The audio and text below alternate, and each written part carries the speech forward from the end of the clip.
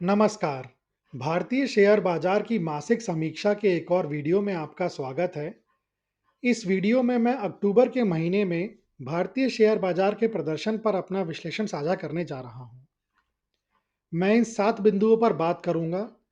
सबसे पहले मैं आपके सामने महीने की प्रमुख सुर्खियाँ रखूँगा। फिर मैं आपके सामने प्रमुख बाजार सूचकांकों का प्रदर्शन का एक ग्राफ दिखाऊँगा। फिर सेक्टर्स का प्रदर्शन देखेंगे। फिर आईपीओ, ओएफएस और अन्य बाजार गतिविधियाँ देखेंगे।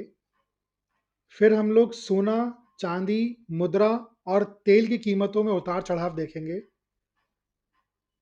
फिर हम लोग दुनिया की शीर्ष 10 वैश्विक अर्थव्यवस्थाओं का अक्टूबर के महीने का प्रदर्शन देखेंगे और सबसे आखिरी में आने वाले नवंबर महीने की संभावनाएं और निष्कर्ष पर बात करेंगे।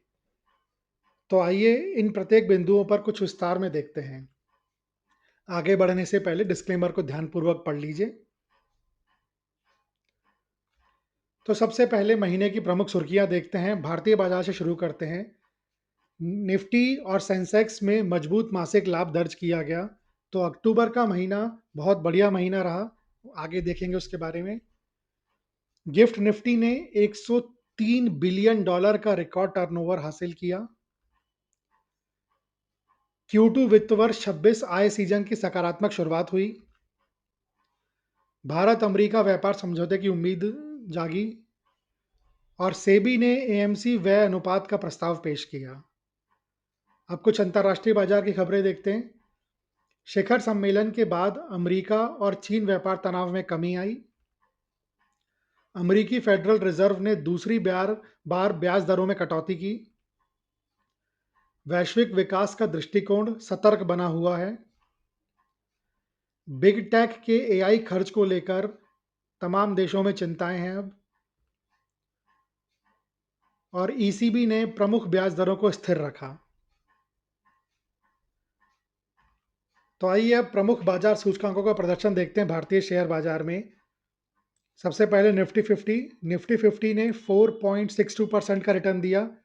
निफ्टी नेक्स्ट 50 2.97% का रिटर्न अक्टूबर में। Nifty mid cap 5.84%। Nifty small cap 3.74% और निफ्टी 500 4.37%। तो कुल मिला के हर सेगमेंट में, चाहे वो लार्ज कैप हो, मिड कैप हो, स्मॉल कैप हो, कहीं पे भी आप देख लीजिए, बहुत बढ़िया रिटर्न अक्टूबर महीने में, जो कि अप्रत्याशित रिटर्न थे। अक्टूबर का महीना इतने अच्छे रिटर्न्स के लिए नहीं जाना जाता ऐतिहासिक तौर पर भारतीय शेयर बाजार में। तो जबरदस्त रिटर्न भारतीय बाजार ने दिए। आगे बढ़ते सेक्टर्स का प्रदर्शन कैसा रहा वो देखते हैं। तो अगर आप सेक्टर्स का प्रदर्शन देखेंगे तो आप ये देखिए, केवल एक सेक्टर रहा मीडिया, जो आपको लाल में दिख रहा है, जिसने कि नेगेटिव रिटर्न दिया। उसके अलावा आप कोई भी सेक्टर देख लीजिए, सबने बेहतरीन रिटर्न दिया है। सबसे बढ़िया return capital market 9.38, realty 9.22, PSU bank 8.74, IT 6.89। तो कुल मिला के हर सेक्टर ने बेहतरीन रिटर्न दिया है। आप कोई सा भी सेक्टर उठा के देख लीजिए, केवल एक मीडिया सेक्टर ऐसा रहा है जिसने नेगेटिव रिटर्न दिया। तो बहुत बढ़िया महीना भारतीय शेयर बाजार के लिए अक्टूबर का। आगे बढ़ते हैं। आईपीओ, ओएफएस और अन्य बाजार गतिविधियां देखते हैं। सबसे पहले आईपीओ की बात करें तो आईपीओ में मेन बोर्ड सेगमेंट की अगर अपन बात करें तो 12 आईपीओ जो है वो सब्सक्रिप्शन के लिए खुले, 17 लिस्ट हुए। एसएमई सेगमेंट की बात करें, 23 आईपीओ खुले सब्सक्रिप्शन के लिए और 35 जो है वो लिस्ट हुए। ठीक है, आगे बढ़ते हैं। ओएफएस, केवल एक ओएफएस कीस्टोन रियल्टर्स लिमिटेड का ओएफएस आया अक्टूबर महीने में, और कोई भी ओएफएस नहीं आया। सेबी की कार्रवाइयों की बात करें तो सेबी ने बहुत महत्वपूर्ण कई सारी कार्रवाइयां करी हैं।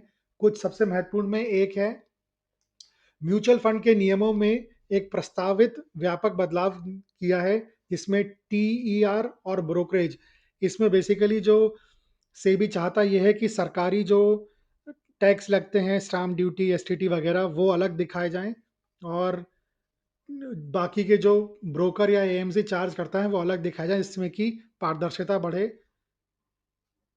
एक ये है, और उसका टीईआर भी कुछ कम करने का प्रस्ताव है। तो अभी ये प्रस्ताव है, देखते हैं कैसे होता है, आगे बढ़ता है। दूसरा है, सत्यापित यूपीआई हैंडल और सेबी चेक की शुरुआत की गई है। संबंधित लेन देन खुलासों पर युक्तिकरण, और चौथा इनसाइडर ट्रेडिंग पर कार्रवाई और न्यायिक आदेश दिए हैं। ये हर साल करती हैं, आपकी हर महीने करते हैं ये सेबी। इस बार भी आईईएक्स को लेके कुछ ऐसी ही खबर बाजार में आई थी। इसके अलावा अगर विविध कुछ खबरें देखें, एफआईआई और डीआई की बात करें तो एफआईआई ने फिर से नेट सेलर ही रहे हैं। 2,347 करोड़ का माल बेचा है उन्होंने, जबकि डीआई ने 52,794 करोड़ का माल खरीदा है। लेकिन एफआईआई ने पहले 2-3 सप्ताह अक्टूबर महीने में अच्छी खरीदारी करी थी। आखिरी सप्ताह में आखिर आखिर में उन्होंने काफ़ी बिकवाली करी, जिससे वो नेट बिकवाली ही उनकी रही। नहीं तो एक उम्मीद जागी थी एफआईआई की, और उसी कारण से जो शेयर बाजार है, जो निफ्टी है, वो अपने ऑल टाइम हाई तक ऑलमोस्ट पहुंच ही गया था, कुछ पॉइंट भी नीचे रह गया बस, क्योंकि एफआईआई ने बहुत अच्छी बाइंग भी करी थी शुरुआत में। तो ठीक है, उससे उम्मीद जागती है। ठीक है, थोड़ा सा आखिरी में बेच दिया तो नेट बिकवाली रही, लेकिन उम्मीद जागती है कि हो सकता है नवंबर में और आगे आने वाले महीनों में एफआईआई फिर से खरीदार बन जाए भारतीय बाजार में। म्यूचुअल फंड की एसआईपी की बात करें तो वो बढ़ती ही जा रही है महीने दर महीने। अक्टूबर में सितंबर महीने का डेटा रिलीज हुआ, और उसके हिसाब से 29,361 करोड़ रुपए की एसआईपी म्यूचुअल फंड्स में हुई है। तो बहुत अच्छी बात है शेयर बाजार के लिए। बिटकॉइन की बात करें तो बिटकॉइन जो है लगातार गिरता ही जा रहा था। काफ़ी बड़ा करेक्शन अक्टूबर के महीने में देखा गया। काफ़ी महीनों के बाद 1 करोड़ से नीचे आया बिटकॉइन। 97,39,हजार के आसपास बिटकॉइन जो है वो ख़त्म हुआ अक्टूबर के ख़त्म होने पे। ठीक है, आगे बढ़ते हैं। सोना चांदी की कीमतों में क्या रहा वो देखते हैं। सोने चांदी की कीमतों में तो आग सी लग गई थी अक्टूबर के महीने में दिवाली के कारण।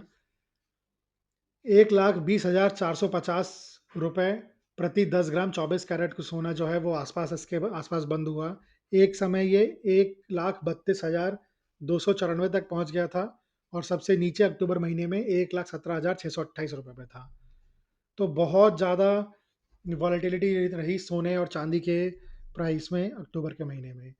अगर चांदी की बात करें तो चांदी जो है वो करीब करीब बंद हुआ 1,48,287 रुपये पे। लेकिन हाई देखिए आप, उच्चतम एक बार 1,95,000 रुपये प्रति किलो तक पहुंच गया था। न्यूनतम 1,46,550 रुपये प्रति किलो पे आ गया। मुद्रा की बात करें तो एक अमेरिकी डॉलर के मुकाबले भारतीय रुपया जो है वो 88.78 पे बंद हुआ। उच्चतम जो था वो 88.81 था, और न्यूनतम 87.74 था अक्टूबर महीने में। और कच्चे तेल की बात करें तो भाई ब्रेंट जो उच्चतम था वो 72.15 डॉलर प्रति बैरल तक पहुंचा था, और न्यूनतम 66.40 था। WTI उच्चतम 48.90 डॉलर प्रति बैरल, और न्यूनतम 63.10। अब भाई विशेषज्ञों का तो कहना यह है कि कच्चे तेल की कीमतें अब अगले कुछ महीनों में बढ़ सकती हैं। तो उस पर नज़र रखिएगा, कच्चे तेल की कीमतें कैसी बढ़ती हैं और उसका इम्पैक्ट भारतीय शेयर बाजार पे क्या होता है।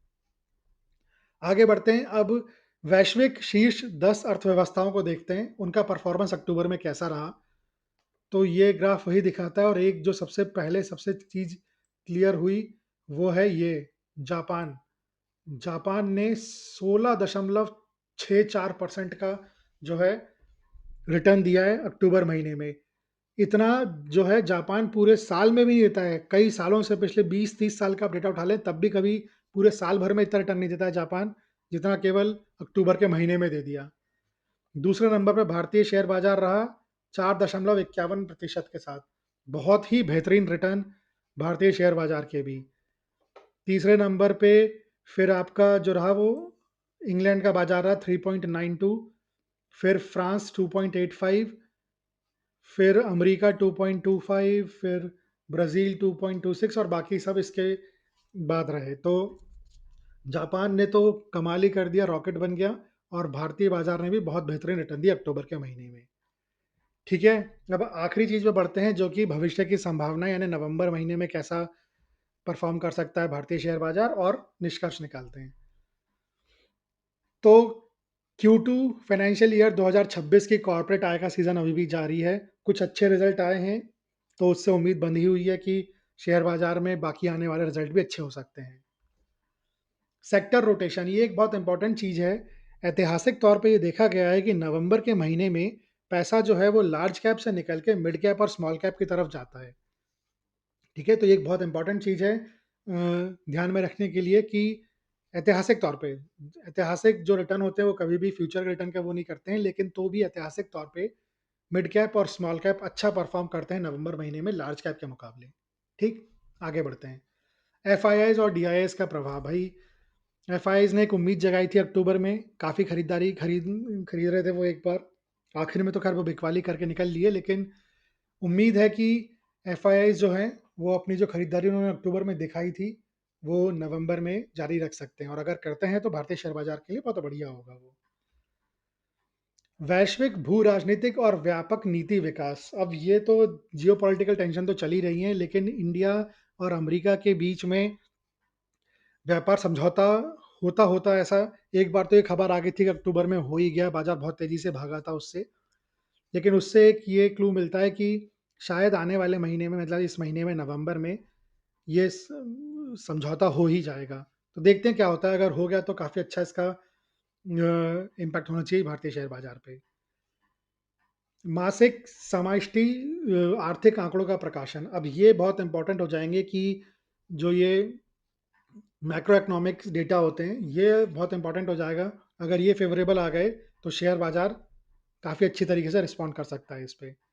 और आखिरी चीज़ जो है वो कच्चे तेल की कीमत, जो आपको बता रहा था, कच्चे तेल की कीमत जो है वो लोगों का, विशेषज्ञों का मानना है कि यह बढ़ सकती है काफ़ी इस नवंबर और आने वाले कुछ महीनों में, तो उस पे ज़रूर ध्यान रखिए।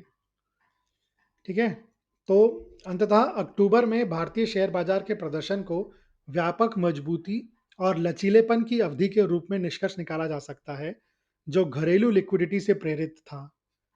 हालांकि महीने के अंत तक बाजार को सतर्क वैश्विक संकेतों और एफआईआई आउटफ्लो के दबाव का सामना भी करना पड़ा। बहुप्रतीक्षित भारत अमेरिकी व्यापार संधि आने वाले महीनों में भारतीय शेयर बाजार को एक बड़ी बढ़त प्रदान कर सकती है। इस वीडियो में बस इतना ही।